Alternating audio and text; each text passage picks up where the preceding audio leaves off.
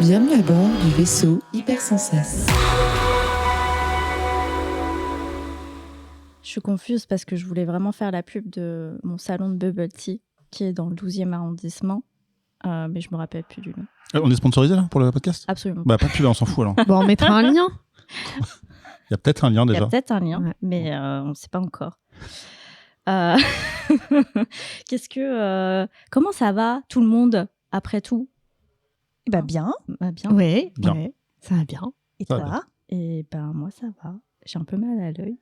Ouais, et j'aurais du mal à te regarder en face. Regarde-moi bien. Ouais. Regarde.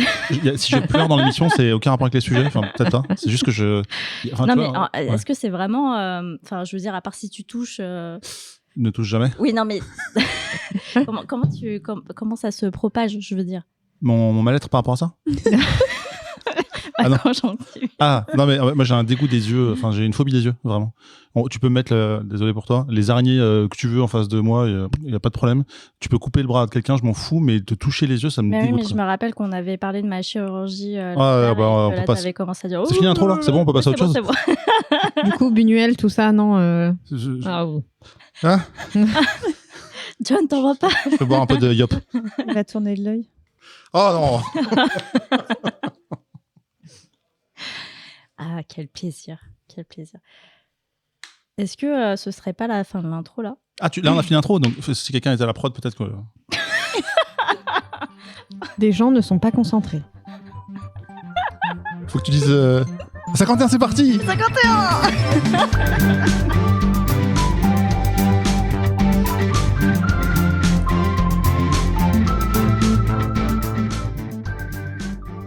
Le Contrecast, c'est quoi? C'est un podcast où j'ai toujours autour de moi de véritables passionnés qui savent nous raconter leurs aventures sur un sujet qui leur a plu ou pas.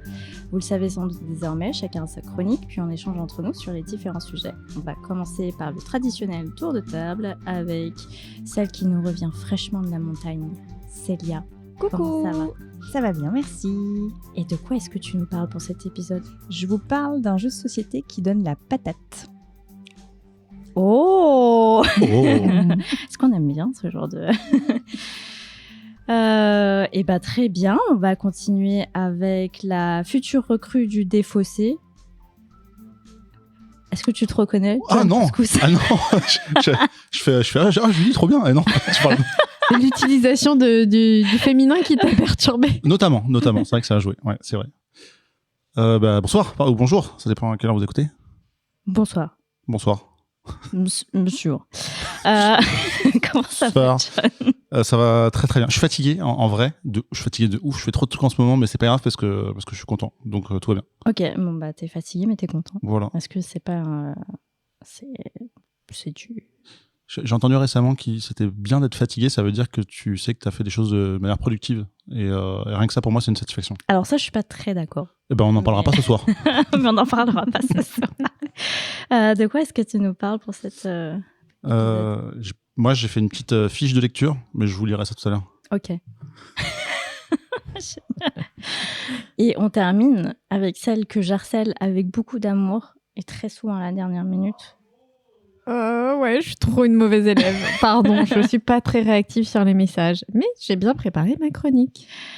Mais est-ce que tu vas bien, Julie? Oui, ça va bien. Ça va Ok. très bien. Et donc, ta chronique est préparée, mais est-ce que tu ne nous dirais pas un peu de quoi il s'agit? Je vais vous parler de dissociation. Bête Ah du tout. oui. Je viens de comprendre. Et bien, c'est parti pour le premier sujet. Faudrait que tu me prends un peu de cours aussi. Vous parlez, puis d'un coup, paf. Ketrus se plaint, je vous le dis parce qu'il n'a pas le micro devant lui, mais il se plaint parce que Parce que, il n'a pas de micro, parce que il est il a pas puni. de micro. Et en plus, il tarde un peu à lancer les jingles, donc Mais il va manger son petit cracker japonais offert par Ben Quelqu'un du Renault, Renault qui sponsorise qui sponsorise Avec le contre. des petits aliments. Revenons-en à nos affaires. Je vais vous parler de quelqu'un de grand, aussi grand que le nombre de projets qu'il a édités Il s'avère qu'il fait aussi partie du vaisseau. Alors, il fallait bien qu'un jour, le Contrecast lui fasse une petite dédicace. Et je pense que ça va être Célia qui va nous faire ça avec le sujet de sa chronique. Et oui, alors donc je vous ai dit en intro que j'allais vous parler d'un jeu qui donne la patate. Eh bien, il s'agit d'un jeu de société qui s'appelle Packet Chips. Voilà, chips, patates, baloum, baloum. Ah, c'est ça. Exactement. Alors moi, j'ai découvert ce petit jeu vraiment très chouette pendant mes vacances montagnardes, justement, autour d'une bonne tartiflette. Déjà, ça vous pose un petit peu le On décor. aime bien. Et je me suis dit qu'en fait, ça ferait une très chouette chronique à partager avec vous parce que vraiment, pendant 2 semaines, je pense qu'on y a joué quasiment tous les soirs. Ah ouais. Ouais. Donc, pour vous parler un petit peu plus en détail de Packet Chips, donc déjà, c'est un jeu d'ambiance qui a été créé par Théo Rivière et Mathieu Aubert. Donc, dans ce jeu, en fait, on est confronté à des choix qui doivent nous permettre, à la fin des différentes manches, de remporter un maximum de points. Donc voilà, sur le papier, ça réinvente pas la roue. Mais la mise en place est vraiment cool. C'est un jeu en fait dans lequel il faut tenter d'anticiper un minimum, d'essayer de travailler un petit peu sur les probabilités. Alors je vous rassure, je suis extrêmement mauvaise en mathématiques, mais pour autant, j'ai déjà réussi à remporter plusieurs manches. Donc ça ne repose pas que sur ça, ça repose aussi évidemment sur la chance. Donc moi, ce qui m'a plu dans ce jeu, d'abord c'est le packaging. C'est une super bonne idée, ça attire vraiment l'œil. En fait, ça donne déjà vraiment envie d'y jouer, notamment en prenant l'apéro. En fait, le packaging, c'est dans la forme d'un vrai paquet de chips. Et il y a des petits détails qui sont assez rigolos. Par exemple, ils ont remplacé le Nutri-Score par ce qu'ils appellent le Play Score, avec le nombre de joueurs. Il y a un code barre, il y a une petite tagline qui est rigolote, qui s'appelle « Un jeu très salé ». Voilà. Et donc, rien que déjà, je trouve cette idée vraiment de jouer jusqu'au bout sur le nom du jeu, ça attire vraiment l'œil et ça donne envie de s'intéresser un petit peu plus à ce jeu. C'est un jeu qui est vraiment très simple à prendre en main. Donc ça, c'est cool parce qu'on peut vraiment expliquer rapidement les règles aux gens avec qui on souhaite y jouer. Ça se joue très rapidement. Du coup, ça se compose, pour vous en parler un petit peu plus en détail, de différentes cartes avec des objectifs. Il y a 25 jetons qui sont en forme de chips qui ont différentes couleurs. Donc, il y a par exemple le jaune, c'est la chips patate. Le orange, c'est la chips patate douce. La noire, c'est la chips betterave, etc. Et du coup, le but, c'est de faire les bons choix tout au long des différentes manches en conservant les objectifs qu'on pense nous rapporter des points et défausser à temps ceux qui nous en feront perdre ou qui nous en rapporteront pas. Donc, au départ, tout le monde va recevoir 6 cartes qu'on garde du coup secrètement en main. Et elles vont représenter en fait différentes configurations de couleurs de chips ou de nombre de chips. Donc, par exemple, je vais recevoir une carte qui me dit ah bah tiens, à la fin de la manche, il y aura plus de chips orange que de chips rouges. J'aurai une carte qui va me dire bah tiens, la dernière chips tirée au sort, ce sera une chips verte. Ou une autre qui va me dire bah à la fin, on aura plus de chips jaunes que de chips noires, etc. Et donc, du coup, le but, c'est vraiment, en fonction des différents tirages, de se débarrasser rapidement des cartes objectifs qu'on pense ne pas remporter et de garder, en espérant que ça se réalise, les cartes qui fonctionneront à la fin. Donc voilà, par exemple, je me suis retrouvée plusieurs fois avec des cartes qui indiquaient bah tiens, il ne doit pas y avoir de chips noirs dans cette manche. Bon, bah, si dès le premier tirage, on a des chips noirs, forcément, on sait que c'est à peu de chances que ça se réalise, voire pas du tout. Donc on peut se débarrasser assez rapidement de cette carte-là. Et du coup, au 3e tirage, donc c'est-à-dire quasiment le dernier normalement, on parie en fait sur les cartes qu'on pense pouvoir se réaliser et celles qui ne se réaliseront pas. Donc on va disposer d'un côté de notre défausse la carte qui nous fera normalement pas perdre de points si l'objectif ne se réalise pas, et à droite les 2 cartes qu'on pense pouvoir se réaliser et qui permettent du coup de nous faire remporter des points à la fin. Et évidemment, en fonction des points qu'on gagne, on gagne ce qu'on appelle des jetons patates. Et à la fin de toutes les manches, la personne qui a ces 4 petits jetons patates devient le roi ou la reine de la chips, ou le roi ou la reine des patates si vous êtes à la montagne et que vous souhaitez être dans le thème jusqu'au bout.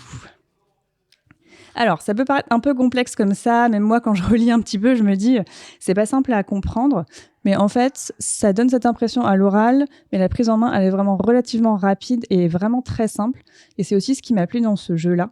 C'est déjà rien que la mise en place, voilà, je vous l'ai dit, 6 cartes chacun, des chips à piocher dans un paquet, enfin vraiment, c'est extrêmement simple à mettre en place et à comprendre. C'est un jeu qui est très rapide, c'est-à-dire qu'une manche peut se jouer, même pas 10 minutes. Donc voilà, si vous avez par exemple 30 minutes devant vous à l'apéro pendant que la petite tartiflette cuit au four, et du coup c'est un très bon moyen de faire passer le temps. C'est un jeu qui est efficace, enfin en tout cas pour moi, qui est accessible vraiment à toutes et tous, et surtout qui promet des beaux rebondissements, parce qu'en fait on ne sait jamais vraiment avant la dernière chips ce qui peut vraiment se passer. Enfin, moi, je me souviens vraiment de plusieurs parties. On s'est retrouvés à plusieurs. Certains qui suppliaient pour avoir une cible jaune à la fin. D'autres qui disaient non, pas du tout. Moi, si j'ai une jaune, je vais perdre tant de points parce que mon objectif que j'ai défaussé, il faut absolument pas que ça se réalise. Enfin, voilà. Du coup, c'est assez drôle parce que jusqu'au bout, on est un petit peu, ça reste gentiment, mais un petit peu en tension. Et chacun a vraiment envie de remplir ses objectifs à lui, alors que, voilà, c'est pas le cas de la personne qui va être en face de lui, par exemple.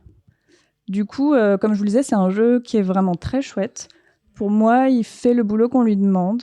C'est vraiment sympa, voilà, quand on veut partager une petite partie rapide avec les personnes avec qui on est à ce moment-là, qu'on a un petit peu de temps devant nous, qu'on veut s'occuper l'esprit, prendre l'apéro, etc. Après, c'est quand même un jeu qui a ses limites. Pourquoi ? Parce que pour moi, on prend parfois des décisions, on prend parfois peu de décisions. Parce qu'en fait, en fonction des cartes objectifs qu'on reçoit, parfois dès le début, la partie, elle est un petit peu donnée. Comme je vous le disais tout à l'heure, si par exemple, je sais pas, j'ai 3 cartes objectifs qui sont pas de chips orange, pas de chips noir, pas de chips jaune, et paf, dès le début, premier tirage, il y a ces 3 chips qui sortent. Bon, du coup, la partie est un peu donnée. Je me dis que je vais pas avoir beaucoup de chance d'avoir des points à la fin. Donc voilà, il y a quand même une part de chance, mais il y a aussi une partie de justice, entre guillemets, ou parfois d'injustice, en fonction de ce qu'on a dès le début. On a, comme je disais, les probabilités qui jouent quand même en partie dans le jeu, mais c'est aussi quand même le gros facteur chance, qui a sa place forcément, comme dans beaucoup de jeux, mais là, pour le coup, ça fait quand même une grande partie du gameplay. Et du coup, je conclurai rapidement cette chronique en disant que Packet Chips, c'est un petit jeu qui est pas forcément des plus innovants sur le papier, par contre qui déjà visuellement est vraiment très sympa, très coloré, très vivant, qui reste convivial, qui est franchement addictif parce que comme je le disais, on s'est retrouvés plusieurs fois tous les soirs à se dire on a 10 minutes devant nous, allez on joue à Packet Chips et en fait 30 minutes après, 40 minutes après on y était encore. Et c'est un jeu qui promet de passer vraiment des bons moments ludiques entre amis ou en famille sans se prendre la tête. Voilà, donc c'est un petit jeu très simple, mais qui donne la patate. Ouais, c'est ce que j'allais te demander. À quel point c'est basé sur la chance ? Est-ce que t'as une manche où en fait à un moment donné tu peux rééquilibrer le truc en te disant est-ce que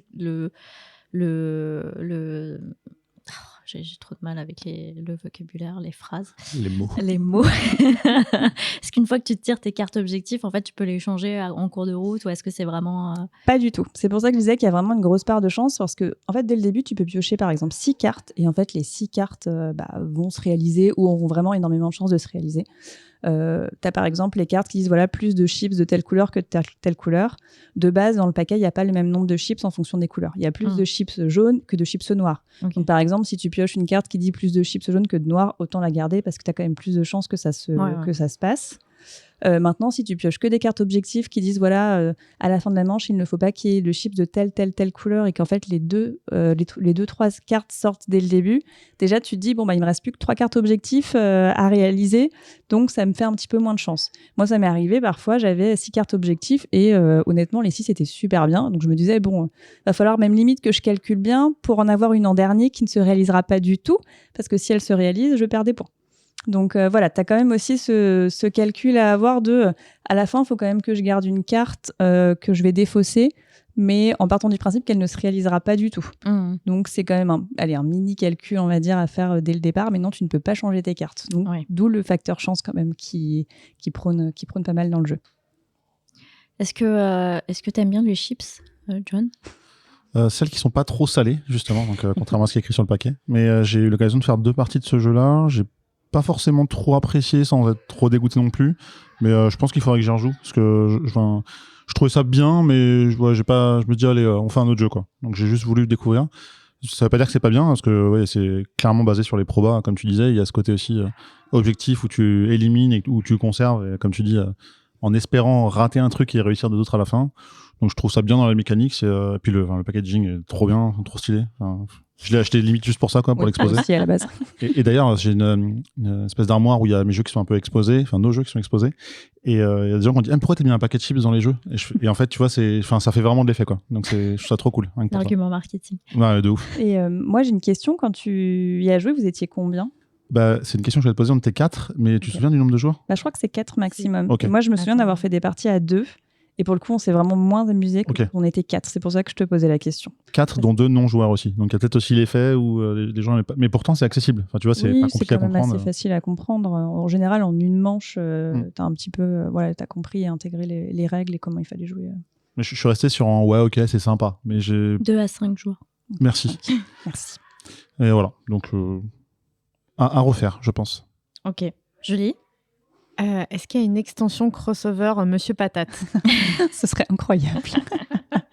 Je crois que ce n'est pas prévu pour le moment, mais je pense qu'on peut monter en haut pour demander ou pour initier l'idée. Je Il y sais a- pas il y a du tout comme- comment ça peut se combiner, mais faut trouver un truc. Je pense qu'il y a un truc à trouver. Je pense que tu peux faire un DLC bouteille de vin ou tu vois, un truc qui reste dans la gamme du foodie pour essayer de rendre ça un peu plus complet sur l'apéro.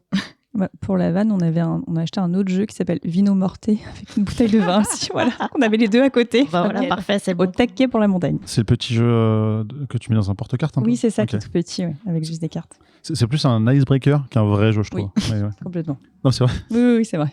Et je fais une parenthèse, ils ont déjà été copiés Packet Chips par un jeu qui s'appelle Nacho Peel. Alors je montre, Non. c'est pas forcément hyper C'est moche. radiophonique, mais j'ai montré ça à Théo, le créateur, il m'a dit ouais, laisse tomber quoi. Enfin en mode, il a découvert ça après. Ah, mais oui, mais c'est ce qu'il avait tweeté. C'est possible, ouais. Je n'étais pas cool à lui montrer en tout cas, donc ouais. Ok. Mais c'est assez inspiré, le paquet de tacos, enfin bref, Ah, c'est sympa. voilà. Acheter les chips, Bah, pas les comme tacos. quoi, Ouais, voilà. quoi, c'est une bonne idée, finalement. Finalement. Qu'est-ce que je voulais dire? Oui, donc petit jeu d'ambiance, 30 minutes, 2 à 5 joueurs. Eh bien, merci Célia. C'était Packet Chips. Du coup, je vais me répéter encore une fois parce que j'avais pas prévu de couper ça comme ça. Du coup, c'est créé par Théo Rivière et Mathieu Aubert. C'est illustré par Erwin et édité par Mixlore. Et vous trouvez ça dans tous vos magasins de jeux ludiques pour environ 13 €. J'allais dire 30 €.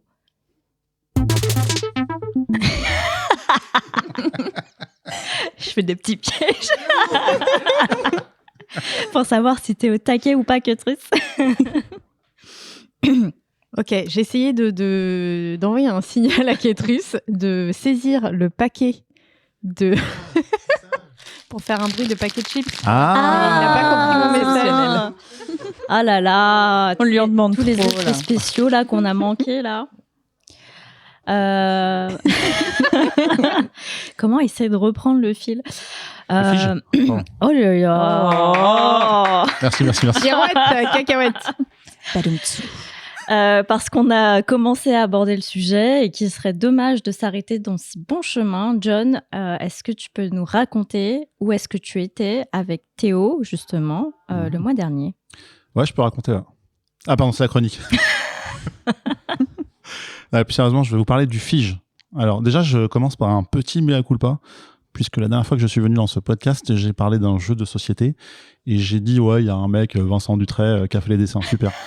Alors avec une ignorance totale, et je me suis rendu compte un peu plus tard que j'avais genre 4 jeux de lui chez moi depuis super longtemps, donc voilà, je me suis senti con et je tenais à le dire. Maintenant, je reprends ma chronique.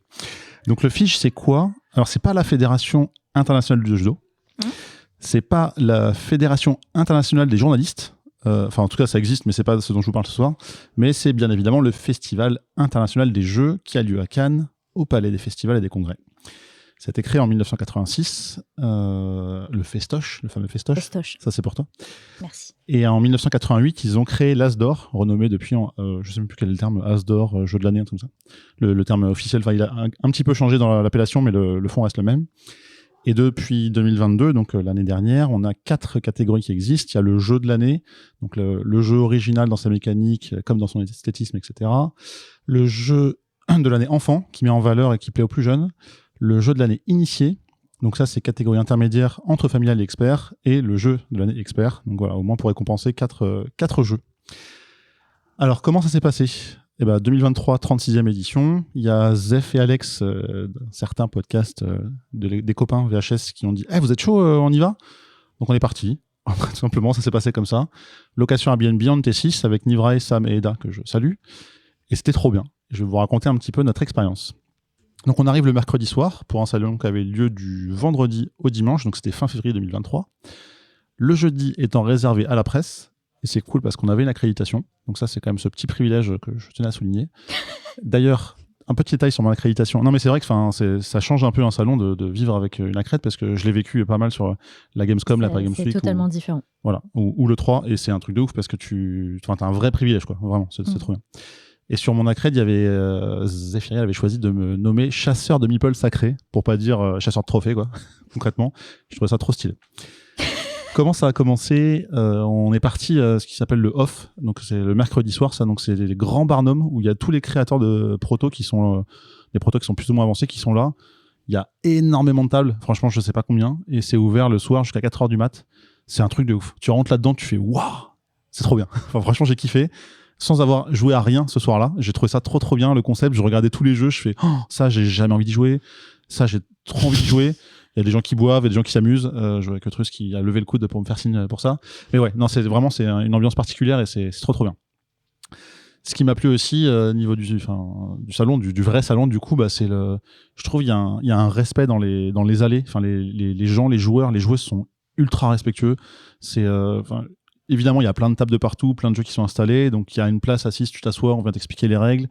Si t'as envie de jouer, tu sais pas trop si les gens ont fini, tu demandes, attendez, nous ça fait une demi-heure qu'on est dessus, si vous voulez on arrête notre partie, on vous laisse découvrir.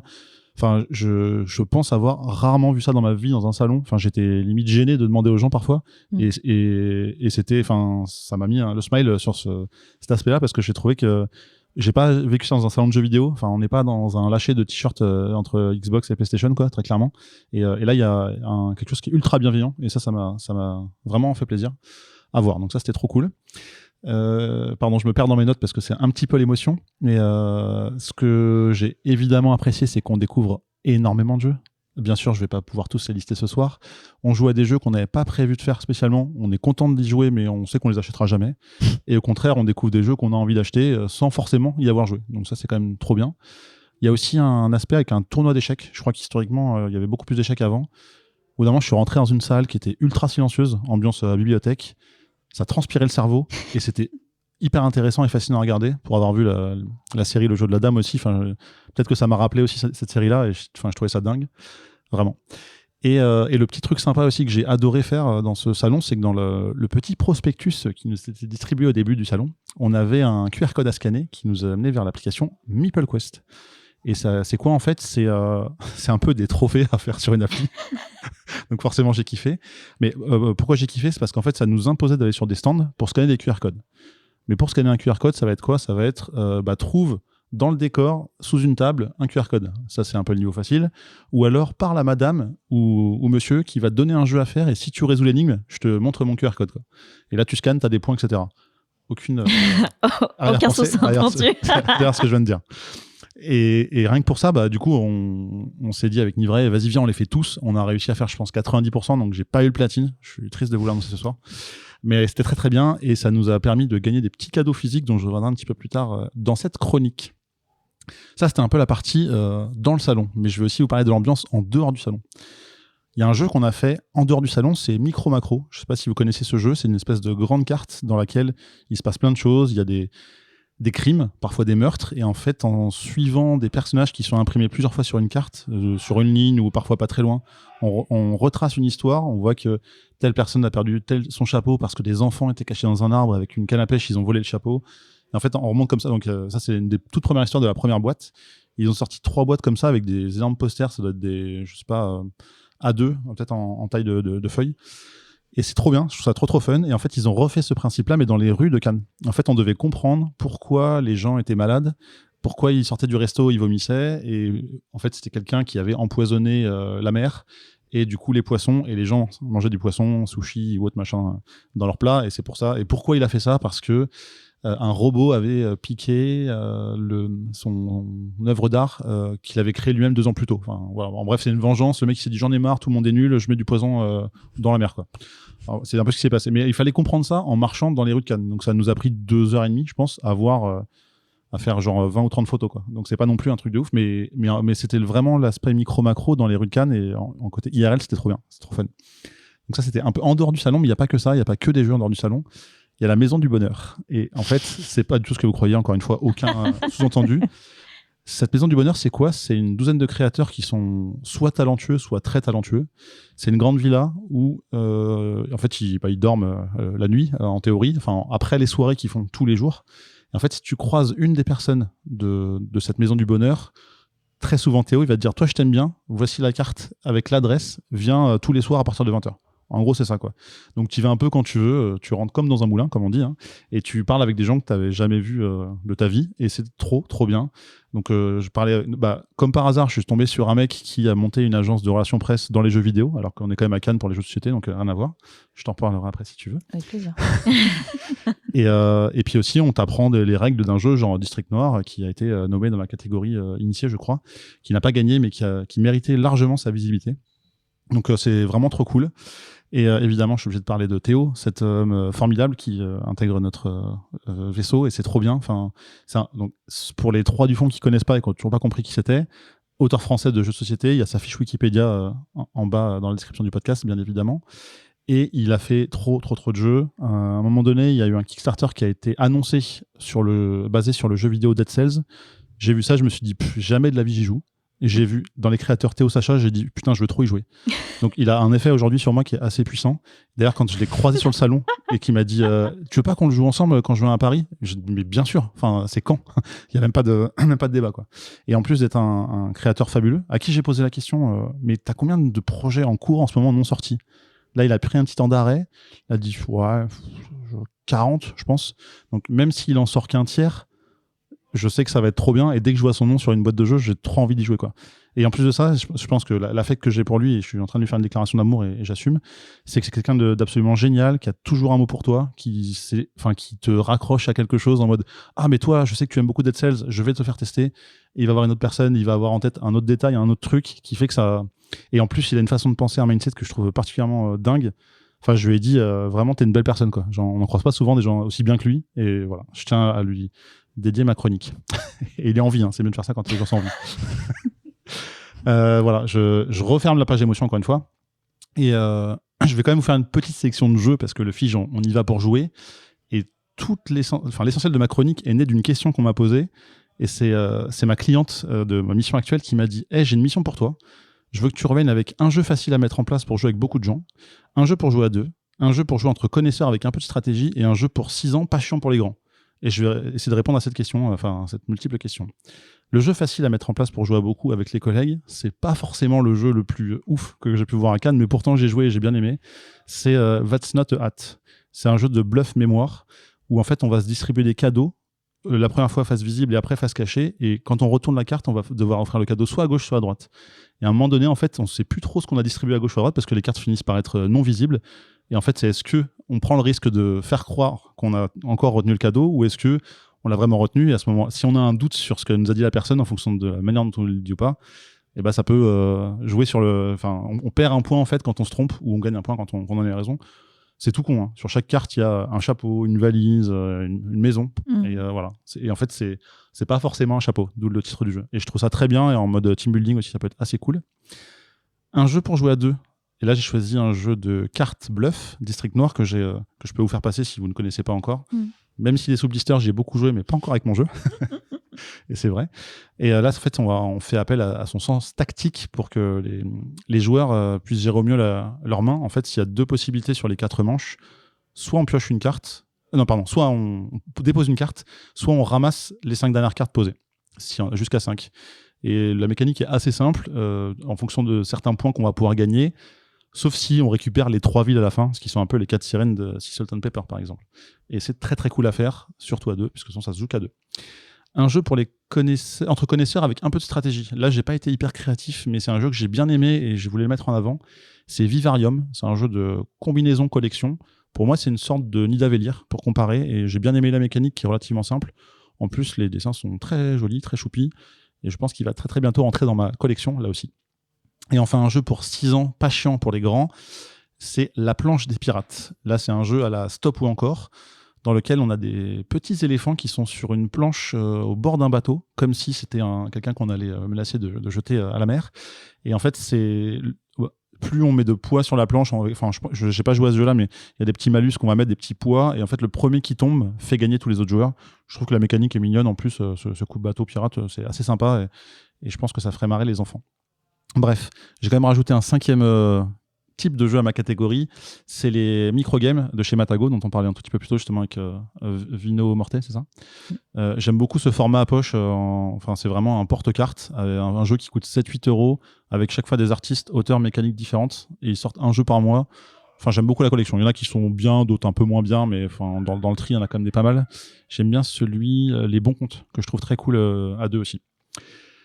Et enfin, mes achats et loot du salon. Évidemment, je suis passé chez Ravensburger. Vous savez pourquoi, je vais parler de Lorcana. Évidemment, quand j'ai su qu'on pouvait looter un pins de Mickey, j'étais comme un gamin. Donc j'en ai looté un. Et je vais tomber dans la drogue de ces cartes-là. Bref, 204 cartes tous les trimestres, ça me rend déjà fou, mais bon, on verra.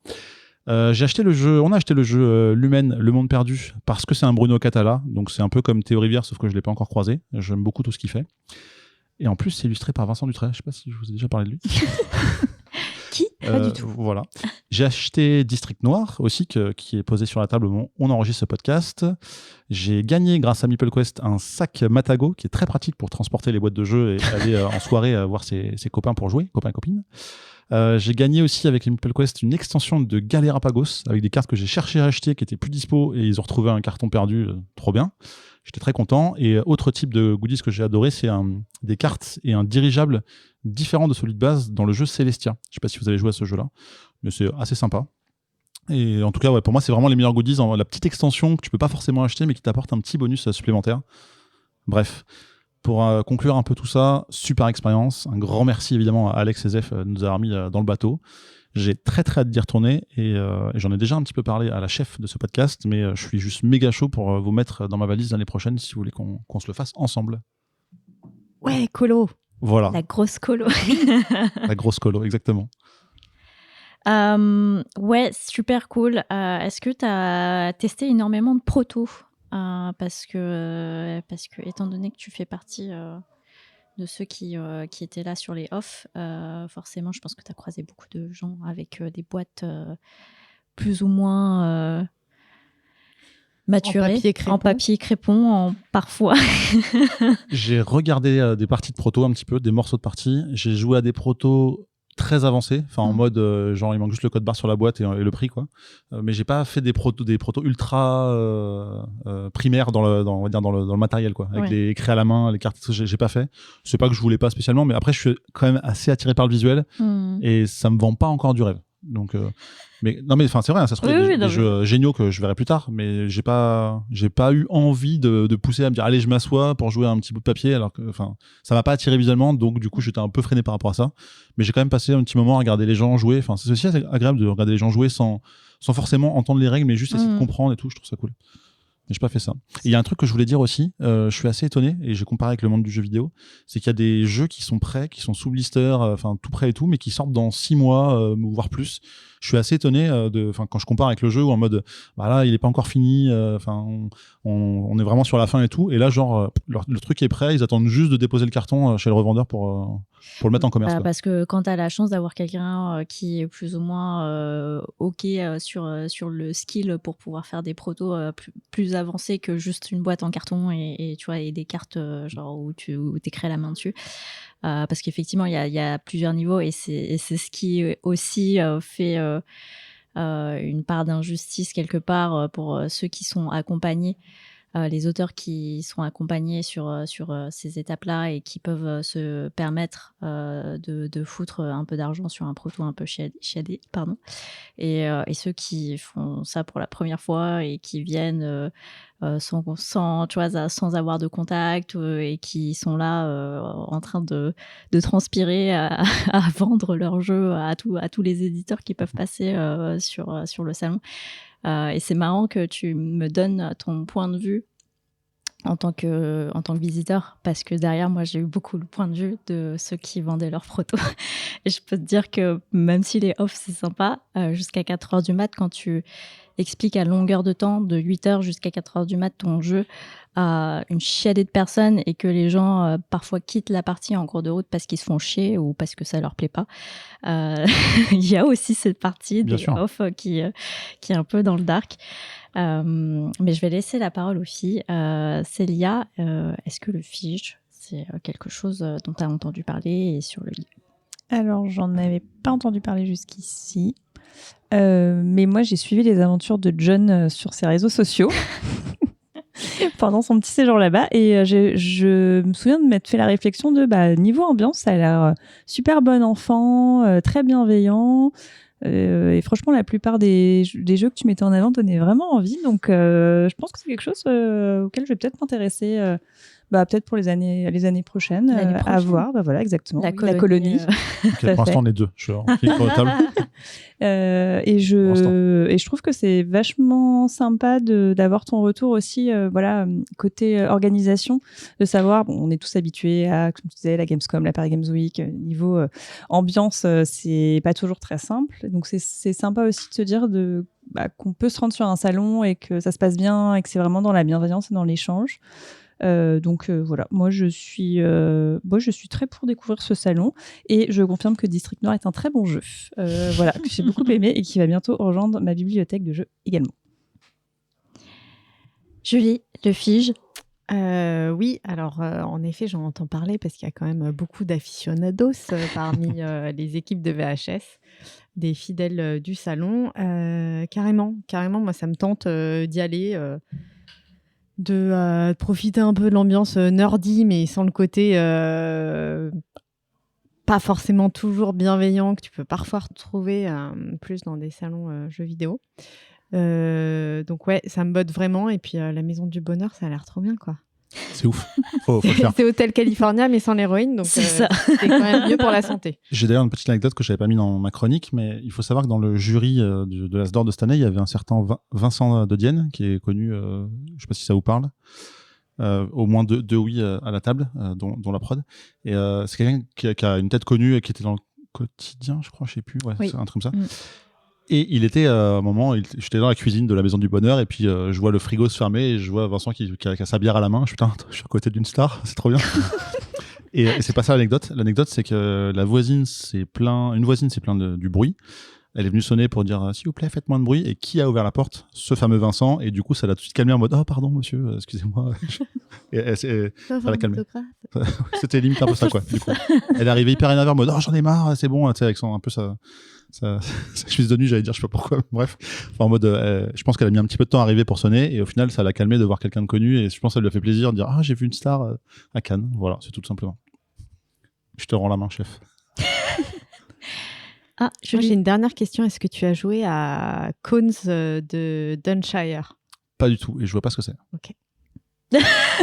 C'était tout. C'était Dommage. Il n'y aura pas de. J'espère alors. C'est une Secrètement, ref j'espère qu'elle m'en maxi parle. méta que je vous Ah. expliquerai Ok. au début de ma chronique. Ok. Belle transition du coup. Ah, pas mal. Pas mal pour la transition. J'ai envie de quand même passer le micro à Queutrus un petit peu parce que je sens que tu as des choses à dire ou à raconter ou à dire. Le micro est en train de passer. Le micro est arrivé. Déjà, je trouve ça tellement beau de voir quelqu'un qui découvre le fiche. Et je suis très content que ça t'ait plu et que t'aies envie d'y retourner.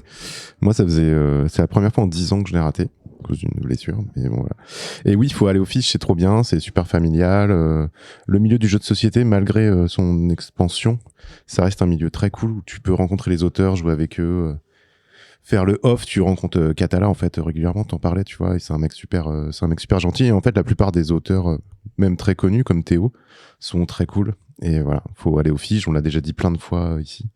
C'est quasiment un marronnier en fait dans le contrecast, je crois. Ouais, parce qu'il y a toujours eu quelqu'un qui est passé au fige. L'an dernier, c'était Zef. Et toi? Ouais. Ben oui.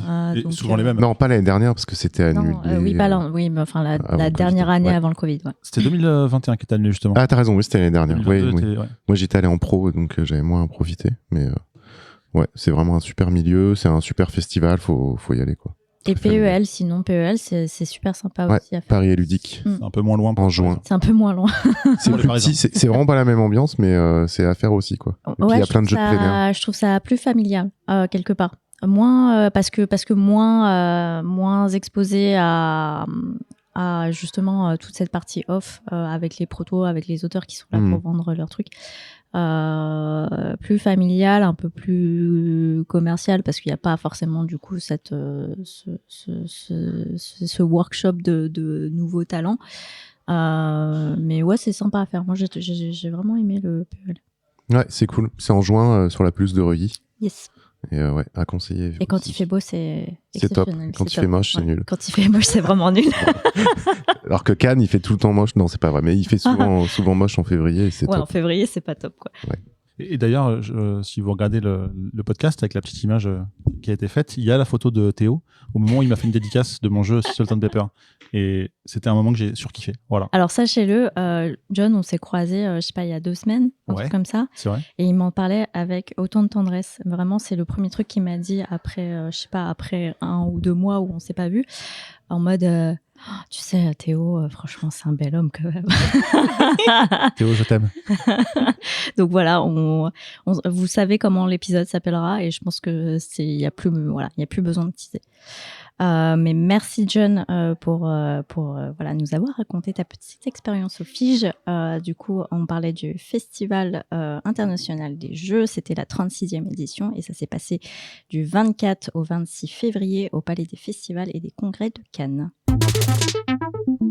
Ça, c'est incroyable, on est à temps. Cette fois-ci, on va encore parler de Théo, mais pas de Théo Rivière, plutôt de Théodore Shapiro et du dernier projet de série sur lequel il a posé sa petite patte musicale. Julie, de quoi est-ce que tu nous parles ce soir ? Je vais vous parler de la série Severance ou Dissociation en français. C'est une série qui a été créée par Dan Erickson et dont la plupart des épisodes ont été mis en scène par Ben Stiller. Et c'est une série qui va aborder le monde du travail, du bureau, de la cogip, de manière assez novatrice. On n'est pas dans la comédie à la The Office ou dans Parks and Rec, c'est vraiment un autre angle par lequel on va aborder le sujet bureau dans cette série. Alors avant de commencer avec le pitch, Cones of Dunshire, pour la petite histoire, Ah, vas-y, raconte. c'est un jeu imaginaire, un jeu de société qui a été inventé par Ben Wyatt, le personnage de Ben Wyatt dans Parks and Rec. Ah, ok. À un moment donné, il est un peu off, en retrait du travail quelques mois, et il monte ce jeu Pardon, je avec l'ai. des cônes. It's all about cones. Voilà. Oh. Et jeu qui devient un hit parce qu'il finit par vraiment l'exploiter. Pourquoi je vous parle de Ben Wyatt ? Car parmi le cast de Severance, il y a évidemment Adam Scott qui incarne le rôle de Ben Wyatt. Voilà. Le pitch de Dissociation. Donc, nous sommes dans un futur dystopique et la société Lumon Industries a mis au point un procédé qui permet de séparer l'individu en 2 consciences distinctes. Donc, ces 2 consciences, elles peuvent évoluer dans des sphères séparées. L'une au travail, c'est l'inter, ou l'ini en anglais, et l'autre dans sa vie personnelle, c'est l'exter, l'outi. Et c'est la dissociation, c'est ce procédé. Donc, moyennant une opération chirurgicale volontaire, le sujet peut décider que désormais, lorsqu'il rentrera du travail, il ne sera plus stressé par les dossiers en retard et son boss. Et quand il est au travail, cette personne ne sera plus parasitée par la charge mentale de sa vie de famille. C'est très pratique, mais une conséquence principale, l'inter n'a aucune idée de qui il est à l'extérieur. Il ne sait pas quelles sont ses passions, si il ou elle a une famille, si il ou elle est amoureux. Et l'exter n'a aucune idée de ce que son inter fait pendant la journée au travail. Il se doute que probablement le travail est hautement stratégique ou implique un degré de confidentialité important, mais il n'en a absolument aucune idée. Donc on va rencontrer ce personnage, Mark Scout, qui est donc incarné par Adam Scott, qui travaille pour Lemon Industries, et on comprend assez vite qu'il a vécu un drame dans sa vie perso. Et la dissociation, c'est un moyen pour lui finalement de s'évader de la tristesse pendant au moins ces quelques heures de sa journée de travail. Et Mark dirige un petit service chez Lemon Industries, qui est le service des macrodata refinement, donc raffinement des macrodonnées, qui consiste de manière un peu mystérieuse à trier des chiffres qui défilent sur un écran. Mais les personnes elles-mêmes ne savent pas vraiment quel est le procédé qui se cache derrière leur travail et surtout quel est le but de ce travail. Des chiffres défilent, on les trie, on les met dans une boîte et puis on atteint des quotas mensuels par une sorte de formule magique que personne ne comprend vraiment. Tout se passe très bien dans ce petit monde bien rodé, mais arrive le moment où cette mécanique va s'enrayer lorsqu'intègre le service une nouvelle recrue dont l'inter en fait se rebelle et refuse complètement sa condition. On a finalement un individu qui arrive et qui la greffe ne prend pas, la collaboratrice ne veut pas faire partie de cette expérience. Va s'en suivre plusieurs remises en question de l'autorité, escapades dans les couloirs de Lemon Industries, des interactions non autorisées avec d'autres services et des violations du règlement intérieur. Toutes très graves. Très graves en effet, car tous ces petits écarts vont être punis de manière assez sévère. Et on va découvrir que les collaborateurs font l'objet de punitions psychologiques. Punitions qui vont être orchestrées par Milchick, qui est en gros le responsable des services généraux, glaçant, et Mrs. Cobell, la directrice sadique du département. Alors tout ce monde-là est traité d'une manière assez absurde et loufoque, et il y a beaucoup de scènes très, très rigolotes. Cette petite équipe et puis les autres équipes qui coexistent dans cette entreprise, pour donner du sens à leur job et à leur quotidien un peu mystérieux et surtout cette routine redondante. Pour motiver les troupes, la boîte va rythmer leur quotidien par des petits événements qu'on appelle moments de convivialité en entreprise. Ces petits moments qui font vraiment l'objet de toutes les convoitises. Alors, parmi ces petits moments, il y a les pots. On connaît tous les pots à la Cogip. Donc, dans Sévrance, chez Lemon Industries, on a droit, quand on réalise des quotas, au bar à melon. Donc, c'est une sorte de farandole de melon servi dans des petites chaloupes en bambou. Il y a la gaufre party. Alors ça, c'est vraiment quand on a excellé au niveau des chiffres. Et alors, le Saint Graal, c'est le buffet avec les œufs mimosa, les œufs à la diable. Alors ça, c'est vraiment le buffet qu'on sort très rarement pour les grandes occasions. Et il y a tout un tas de œufs à la diable. C'est comme ça qu'on appelle cette préparation dans les livres de cuisine des années 70. Et point d'orgue de l'événement d'entreprise, vraiment le climax du team building, la Music Dance Experience. Alors, c'est un moment de danse qui vous est offert au travail par votre employeur, comme ça, pendant les heures de bureau. Et soudainement, l'open space se transforme en piste de danse, avec une ambiance lumineuse disco, mauve, rose. Le chef des services généraux ramène une platine vinyle et on y passe du Defiant Jazz. Parce que tu peux choisir quand même tes musiques qui vont être jouées pendant ce moment de musique-danse expérience. Mais c'est des musiques qui sont désignées de manière complètement générique. Tu ne choisis pas un artiste, tu ne choisis pas d'écouter Earth, Wind & Fire, tu vas écouter du jazz défiant. Alors, dans ce monde-là, en tout cas chez Le Monde Industrie, quand ils sont à l'intérieur du bureau, tout est sans référence, sans nom, sans marque, sans artiste, sans logo. C'est le communisme et c'est tous les codes de l'absurdité bureaucratique qu'on a dans les classiques de l'anticipation et de la dystopie. Donc on retrouve du Brésil dans le côté absurde d'instructions qui sont données par l'administration selon une chaîne de hiérarchie qu'on ne maîtrise pas et on est juste un échelon et un morceau de la big picture. Et toutes ces ficelles, en fait, remontent toutes vers une personne, le fondateur, un certain Kir, qui est le fondateur de Le Monde Industrie, à qui tout le monde voue un culte de la personnalité.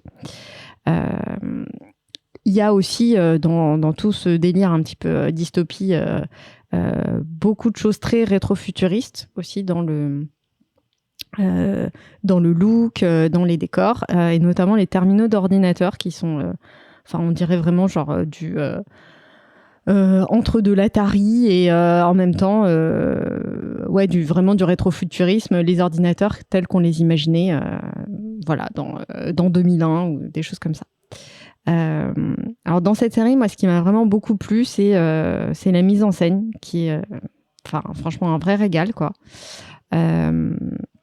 Pour citer une chose que j'ai trouvée vraiment hyper inventive, bon, peut-être que le procédé a déjà été utilisé, mais moi j'ai fait genre waouh, pour matérialiser en fait le passage de l'extérieur vers l'intérieur, donc la transition de l'extérieur vers l'inter. Donc l'extérieur arrive au bureau, il passe dans un vestiaire, il se défait de toutes ses affaires personnelles, met sa tenue de bureau, et va passer dans un ascenseur qui permet de scanner notamment le fait qu'il n'y ait aucun message passé en douce, parce que évidemment il doit y avoir une séparation complètement hermétique entre les deux mondes. L'externe ne doit pas passer des messages à l'inter et inversement. Et lors de ce passage dans l'ascenseur qui fait cette transition entre les deux consciences, il y a un gros plan sur la personne qui est dans le visage de la personne dans l'ascenseur, donc Marc. Et là, il y a une modification de l'image qui est hyper spé. Tout d'un coup, le visage de Marc, c'est sa tête, mais c'est plus sa tête non plus. Et c'est pas la même personne. Et en fait, ça joue sur l'acteur qui oriente sa tête différemment et un changement de focale. Et ça te... Enfin, c'est fou, quoi. C'est la même personne, mais ce n'est pas la même personne. T'as un clone en plastique à la place, quoi. Ça, j'ai vraiment trouvé ça top. L'esthétique de la série, gros king sur le mobilier de bureau, années 50-70, c'est, à la Mad Men, c'est hyper beau. Il y a un travail sur la couleur dans cette série. Alors, il faut savoir que quand ils sont dans le bureau, tout est... on est sur des plateaux vraiment d'open space avec des néons blafards, des cloisons démontables et évidemment aucune fenêtre dans cette boîte. Et ça, c'est contrasté par des couleurs très vives qui différencient chaque service. Donc, par exemple, au service de Macrodata Refinement, c'est vert. Donc, il y a une moquette verte, vraiment genre vert gazon. Les séparateurs aussi de bureaux vert gazon. Toutes les fournitures sont aussi assorties. Et lorsque les protagonistes, parfois, vont explorer d'autres endroits, on passe aussi par d'autres open space qui sont vides. Et là, c'est des violets ou des bleus, pareil, très pétants. Et donc, ces couleurs comme ça, blanc-gris, à plat de couleurs, monochrome, hyper vif, ça tranche complètement avec l'extérieur. Quand on voit quand même le monde extérieur, parce que toute la série ne se déroule pas au bureau, tout est beaucoup plus sombre. Déjà, on voit souvent les protagonistes le soir, vu que c'est une fois qu'ils sont plus au travail. Donc, c'est beaucoup de scènes de nuit. Et on a des intérieurs qui sont vraiment... on est plus sur de la boiserie, des plans vraiment très sombres, quoi, qui tranchent complètement avec les plans bureaux. Et moi, ce traitement-là de la couleur, ça m'a fait penser en fait à La Servante écarlate, avec l'utilisation du rouge chez les servantes et du vert chez les épouses, dans un monde qui est aussi hyper sombre. Donc, garde-robe monochrome au milieu du gris du béton et des costumes noirs des hommes. Donc, très, très, très beau. Honnêtement, cette série, juste pour l'esthétique, vaut le détour. Et c'est évidemment hyper inventif. J'ai trouvé le scénario super. Après, je vous en dis pas plus parce que j'ai pas envie de vous gâcher votre plaisir en découvrant cette série si vous l'avez pas encore vue. Et un mot quand même pour terminer sur le casting. Donc, on retrouve Adam Scott, on l'a dit. On retrouve John Turturro, inoubliable Jesus dans Big Lebowski. Christopher Walken, qui nous fait l'honneur d'être là. Et Patricia Arquette, qu'on voit plus beaucoup, mais qu'on a adoré dans True Romance, qu'on a regardé dans Medium, la trilogie du samedi soir. Oui, j'ai regardé aussi. Je crois qu'on a tous regardé Medium. Et Envoûtante, évidemment, rôle inoubliable dans Mulholland Drive de David Lynch. Voilà, c'est tout pour moi. Il fallait qu'elle le droppe quand même. Évidemment. John, t'avais l'air d'acquiescer. Est-ce que tu as vu? J'ai surkiffé de ouf cette série. Je pense que c'est ma série de 2022. Elle est dingue. Alors, ouais, en fait, j'étais assez surpris que Julie nous parle d'une série aussi actuelle. Mais c'est vrai que c'est fou, hein. Ça arrive parfois. À chaque virgule de ta chronique, j'entendais un truc, Lynch, vieux, années 50. Je suis c'est bon. On reste dans le thème. Il y a un vieux qui a crié au fond, je crois. On fait du bruit. Et plus sérieusement, déjà bravo d'avoir aussi peu parlé de la série en racontant quand même beaucoup de choses au niveau de l'histoire. Je trouve que pour l'avoir vu et je suis très content que tu aies réussi à raconter très très peu de choses sur ce qui se passe vraiment, alors que ce qui se passe derrière après l'épisode 1, ce que tu as raconté quasiment, quoi. C'est ouf. Enfin, vraiment, le scénario, il est incroyable. Vraiment, c'est trop trop bien. Et c'est vrai qu'au niveau de la déco, ce que tu expliquais par rapport au vert et tout, alors c'est vrai que je crois que c'est vert, mais c'est plutôt la partie basse des bureaux, et le haut est relativement blanc et ultra épuré. Ouais, t'as la moquette qui est vert, presque vert pomme, et t'as les séparateurs de marguerite. Ouais. Non, mais c'est fou. À mon bureau, en plus, tout à l'heure, je me retourne et je vois que mes séparateurs, ils sont genre vert, bleu, et j'étais genre, putain, on est dans ces branches. Et ouais, il y a ces sortes de cloisons qui baissent et qui remontent quand ils veulent se parler, pas se voir et tout, qui sont verts un peu plus foncés, ouais. Et ouais, pour compléter ce que tu disais, imaginez un open space où une start-up parisienne mettrait à peu près 100 personnes. Bah là, ils sont 4 en plein milieu de la pièce et c'est tellement vide, comme leur cerveau, je pense, au moment où ils font le inter-exter, quoi. Et c'est ça qui est assez ouf. Et franchement, la série, elle est dingue. Tu l'as trop bien vendue, et ça m'a donné envie de la revoir. Et pourtant, je sais que ça va être difficile à revoir quand tu connais un peu plus la suite. Et je me demande s'ils sont capables de faire aussi bien dans une deuxième saison.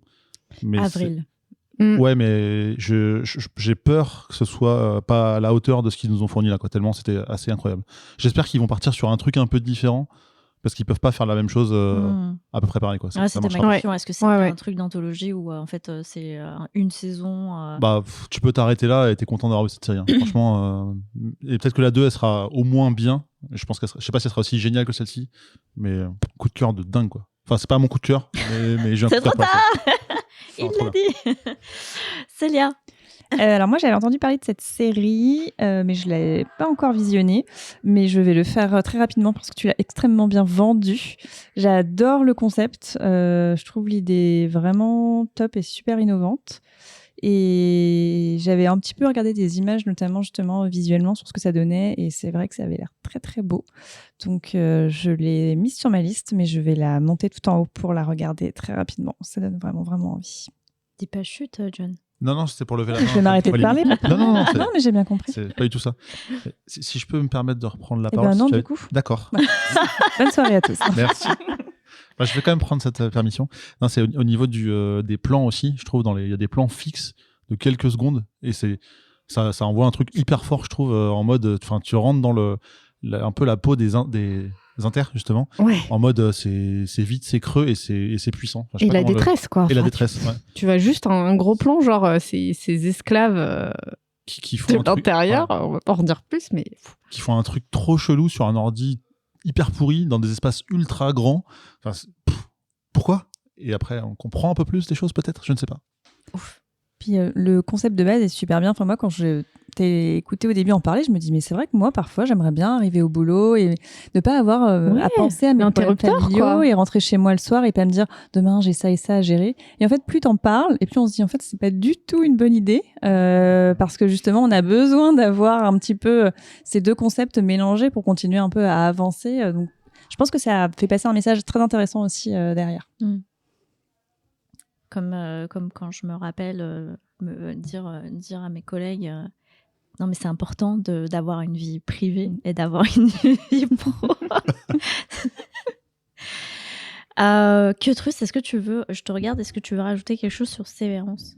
Déjà, est-ce qu'il l'a vu? Peut-être on peut lui poser. Est-ce que tu l'as vu? Est-ce que... Non, je l'ai pas vu. Ah. Mais déjà, tu avais fait un coup de cœur, je crois, John. C'est vrai. En pensant à moi, parce que tu m'as dit que ta photo était super belle. Ouais, c'est possible que j'ai dit ça. Tout à fait. Ouais. Bah, je la réécoute. Moi, j'aime bien quand tu parles de moi. Donc, tous les matins, j'écoute ça.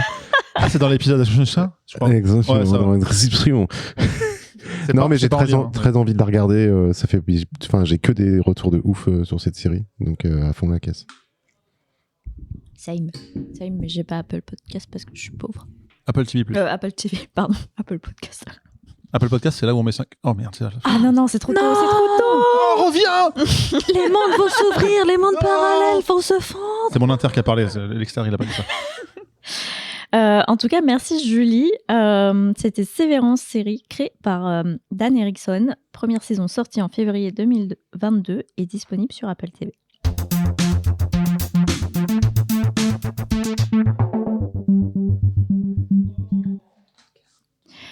Célia, tu gardes ton coup de cœur? Oui.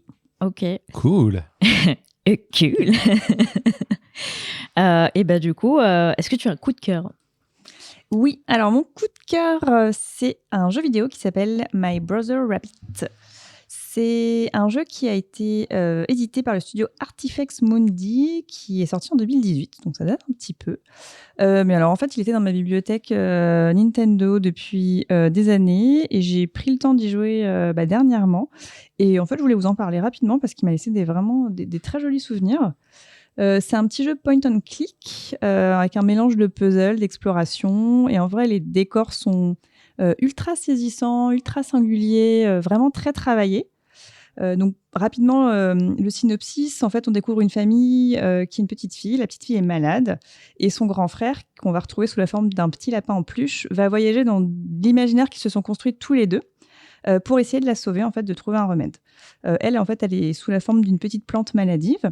Et du coup, on va se retrouver et voyager dans les mondes qui se sont créés tous les deux. C'est des mondes divers, des mondes fantastiques, colorés, un petit peu fous, comme on peut s'imaginer vu que c'est des enfants. Et du coup, on doit résoudre des petites énigmes, on doit fouiller, trouver des objets, assembler des machines un petit peu étranges. Voilà, donc c'est un jeu qui est assez court, mais c'est un beau petit voyage pour le cœur, pour les yeux. Moi, j'ai trouvé que le message qui passait était vraiment très doux et très beau. Ça mêle vraiment très très bien la réalité et l'imaginaire.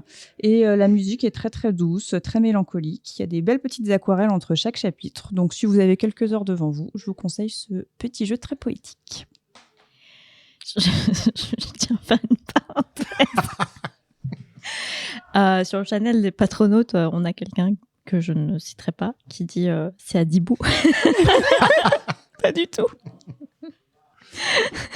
C'est Adibou un peu plus poétique, un peu plus travaillé et avec un petit peu plus de détails dans les décors. Pour autant, je ne dénigre pas Adibou, qui est un jeu exceptionnel. Merci, disons-le. Bah, bien sûr, soyons honnêtes. Je serais capable de jouer encore à Adibou aujourd'hui et de faire des gâteaux incroyables avec Boozy Gloom. Exactement, exactement. Et apparemment, on nous demande c'est quand la chronique sur Adibou. Je viens de le dire. Bah écoute, le mois prochain.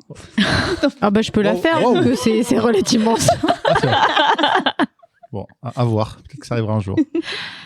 Julie, coup de cœur. Ouais, alors mon coup de cœur, c'est des petits concerts de la scène punk du Grand Est de la France, composés de groupes au nom aussi évocateur que Usé, Colombé ou Noir Boy George.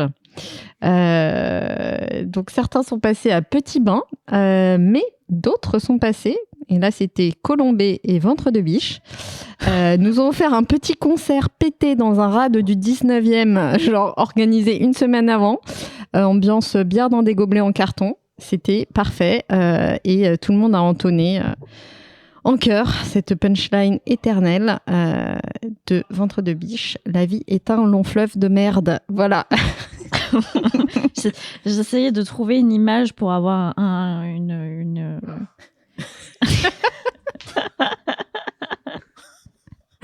Voilà, non mais sans déconner, Ventre de biche, c'est pas très joyeux, mais c'est quand même rigolo ces textes. Beaucoup de punchlines. J'aime beaucoup. Voilà. J'ai envie d'offrir un coup de cœur à Catherine parce que je vois Jordan patienter de ouf. J'ai envie de le torturer. Horrible cette émission, j'en peux plus. Ah ouais, parce qu'en plus, j'ai pas vraiment réfléchi. Donc, je peux meubler. Bah ouais, je sais pas quoi faire. C'est bon, j'avais un coup de cœur, putain. Quoi à faire.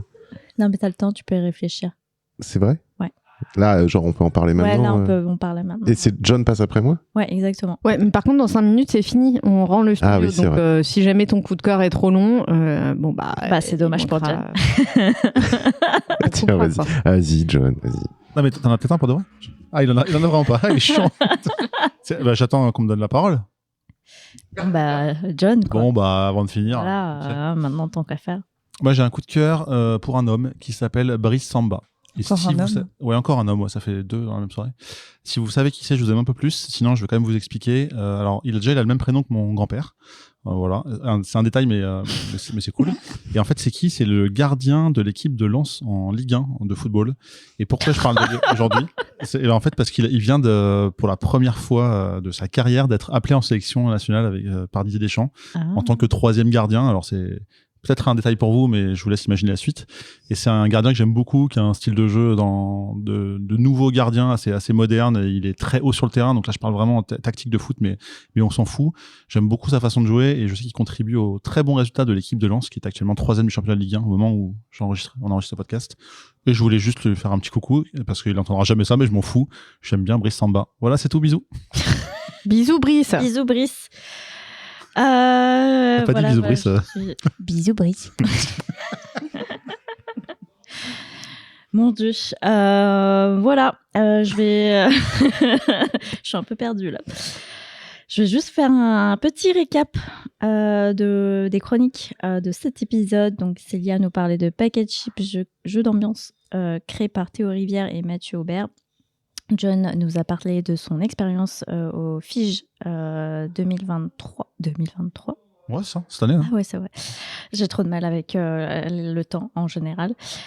Qui s'est déroulé en février à Cannes. Et Julie nous a parlé de Sévérance, série créée par Dan Erickson et dispo sur Apple TV. Merci encore à toute l'équipe pour vos superbes chroniques. Toutes les infos et références des sujets chroniqués seront en description de l'épisode, bien évidemment. Je vais juste faire une petite parenthèse, comme d'habitude, pour nos auditeurs. Le Contrecast fait partie du VHS Vaisseau Hyper Sensas, dont Théo Rivière fait partie aussi. Association qui se finance via un Patreon dont on vous filera le lien en description si jamais vous avez envie de nous témoigner votre amour et soutien infaillible, comme d'habitude. Mais à défaut d'avoir de l'argent, si vous n'avez pas d'argent, potentiellement, il y a autre chose. Il y a toujours un moyen de nous remercier, c'est ça ?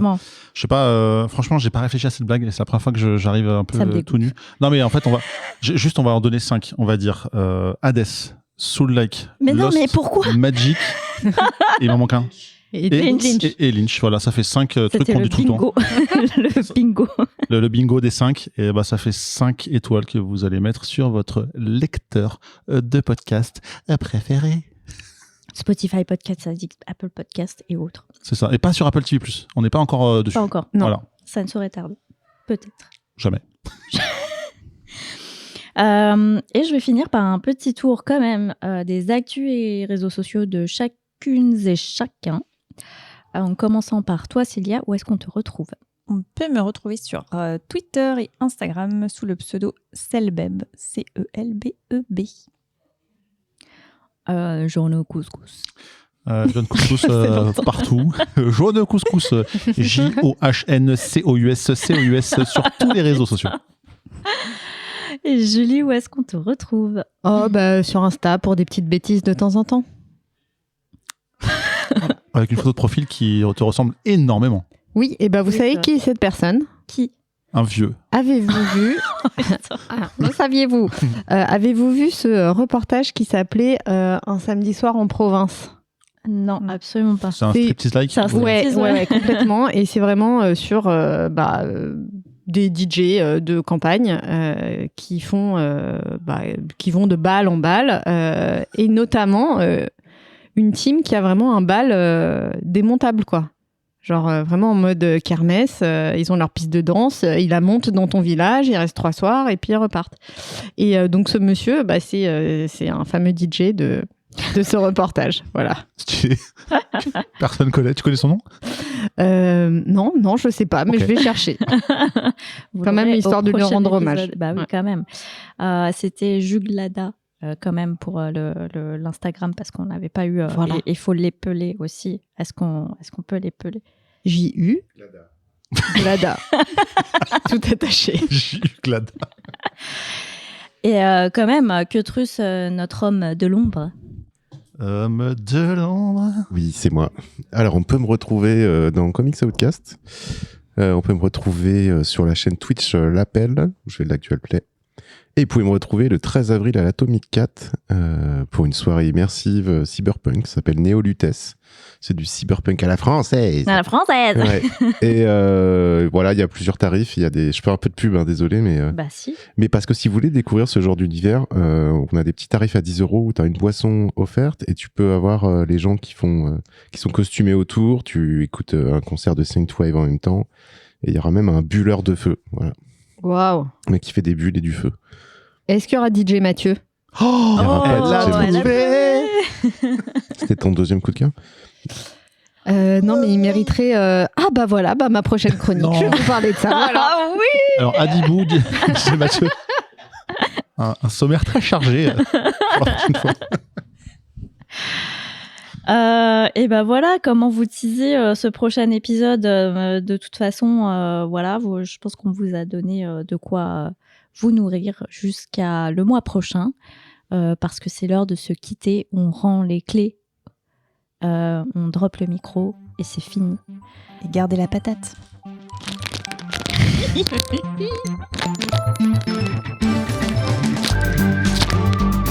Sponsorisé par Ben Renault.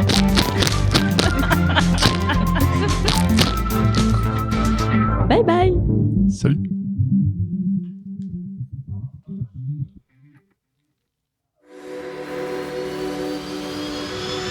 Fin de transmission.